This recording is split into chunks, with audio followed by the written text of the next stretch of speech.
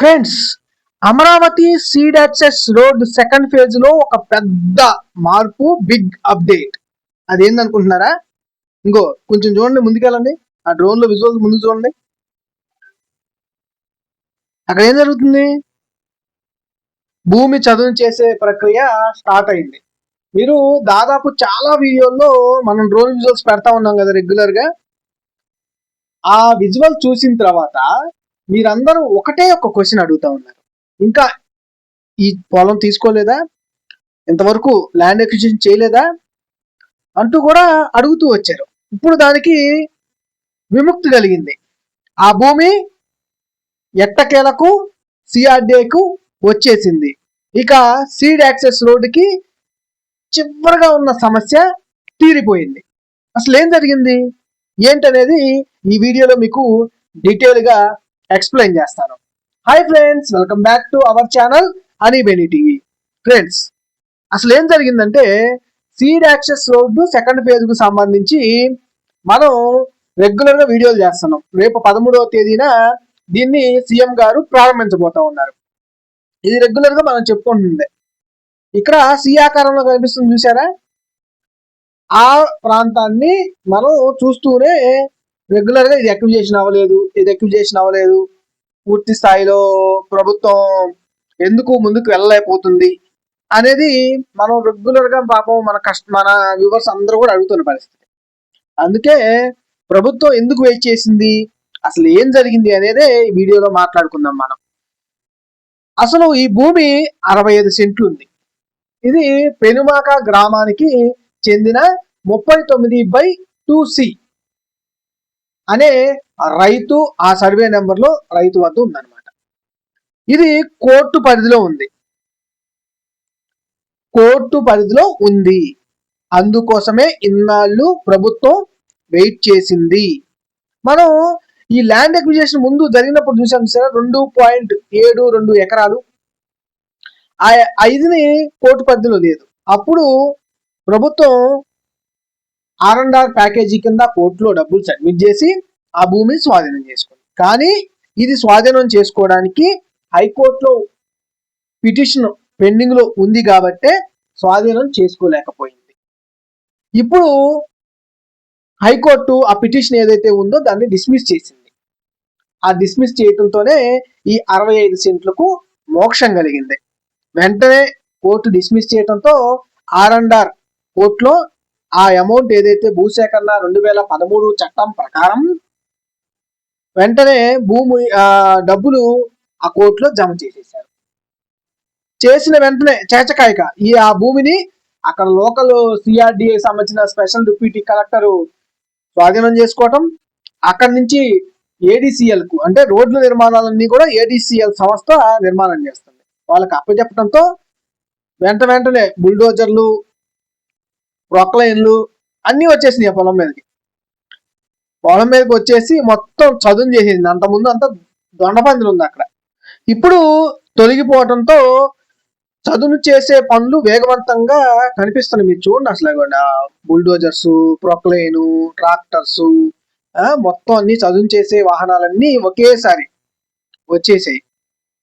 మొత్తం అన్ని వచ్చేసేసి ఆ పొలాన్ని మొత్తం క్లీన్ చేసేస్తున్నాయి. ఏడీసీఎల్కి అప్పగించారు కాబట్టి ఒక్క రోజులో దాన్ని రోడ్డు నిర్మాణం చేసే అవకాశం ఉంటే ఖచ్చితంగా రోడ్డు నిర్మాణానికి స్టార్ట్ చేస్తున్నారు రేపు. ఎందుకంటే 13వ తారీఖు ఓపెనింగ్ కదా. ఆ టైంకి అలా అప్పగించగలిగితే ఆ రోడ్డుని కూడా మనకి స్ట్రైట్ గా ఉంటుంది. రోడ్డు అనేది సీడ్ యాక్సెస్ రోడ్డు ఈ దొండపందిరి దగ్గర యు ఆకారంలో, మన సి ఆకారంలో ఉంటుంది అనమాట. ఆ సి ఆకారం వల్ల ప్రమాదాలు చాలా ఎక్కువగా జరిగాయి. అందువల్ల ఆ ఇబ్బందులన్నీ తొలగిపోతున్నాయి. ఇప్పుడు సీడ్ యాక్సెస్ రోడ్డుకి సెకండ్ ఫేజ్ లో ఉన్న చిన్న సమస్య కూడా తీరిపోయింది.